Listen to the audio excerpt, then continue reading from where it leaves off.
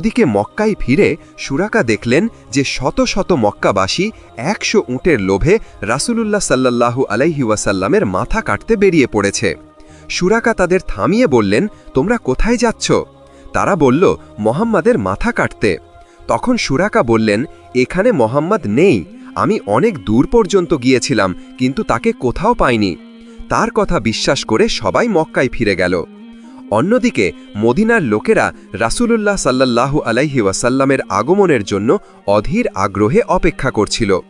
রাসূলুল্লাহ এবং হযরত আবু বকর ৮ দিন ধরে মরুভূমির পথ অতিক্রম করতে থাকলেন।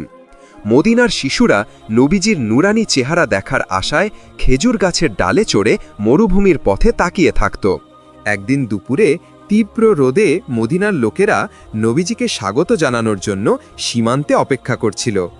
একজন ইহুদি কোনো কাজে পাহাড়ে উঠেছিল। সেখান থেকে সে দেখল যে মরুভূমির পথে দুজন সাদার পোশাক পরা ব্যক্তি এগিয়ে আসছে। তার মনে কোনো সন্দেহ রইল না যে এই দুজনের মধ্যে একজন নিশ্চিতভাবে রাসূলুল্লাহ সাল্লাল্লাহু আলাইহি ওয়াসাল্লাম। সে তাৎক্ষণিকভাবে পাহাড় থেকে নেমে মদিনায় খবর ছড়িয়ে দিল, যার জন্য আমরা অনেক দিন ধরে অধীর আগ্রহে অপেক্ষা করছিলাম, তিনি এসে গেছেন। এই খবর মদিনার প্রতিটি ঘরে পৌঁছে গেল। শিশু, কিশোর, বৃদ্ধ সবাই মদিনার সীমান্তে নবীজিকে স্বাগত জানাতে ছুটে গেল।